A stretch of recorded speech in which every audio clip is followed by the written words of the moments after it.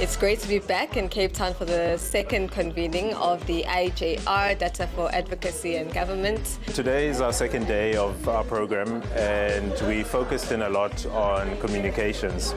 Today I think the key takeaways was the relationship between advocacy, communication and digital technologies, and how it is that we as civil society organizations can integrate this into our work. One of the most important things we found as African Union organs and CSOs is that we actually need to think about how we do internal communication about the programs we're doing. I was also very much impressed by the presentation that we're given with regards to communication and advocacy. My understanding of advocacy was further enhanced and enlightened. It's not enough to say I've got a Twitter account or I've got a Facebook account. It's more than that. It's about people, and so if you can engage people and make them your champions, it makes the life of all the work you're going to be doing much easier. We tend to not understand the different uses for the different platforms. For instance, you can't use Instagram for when you're advertising for job opportunities. Instead, you shift to LinkedIn. Today I actually presented on the work of the African Union, the work that is done by the African Peer Review Mechanism, in particular the Africa Governance Report, looking at on unconstitutional changes of government in Africa. Participants were very much keen to understand why these coups have been taking place, why unconstitutional changes of government are taking place at a rapid pace now on the African continent. Questions were raised on how the African Union can reverse this trend, how citizens can participate and understand the significance of coups and the implications.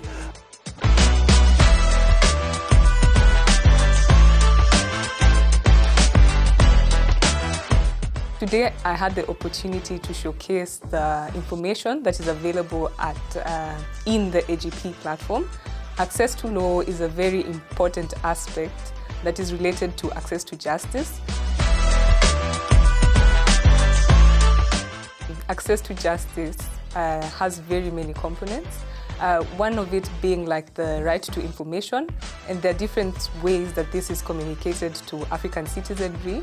Of course, including the use of social media such as Facebook, LinkedIn, and other platforms.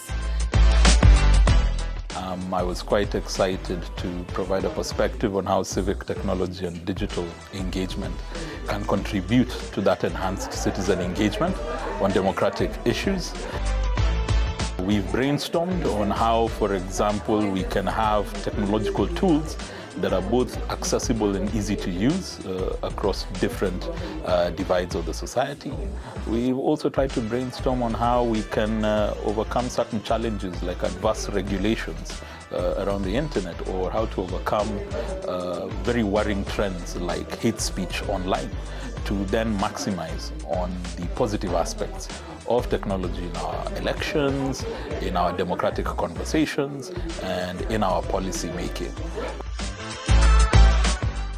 I hope to leave here with an expanded constituency of partners and people who can think about how we can have a more inclusive conversation on this continent when it comes to democracy.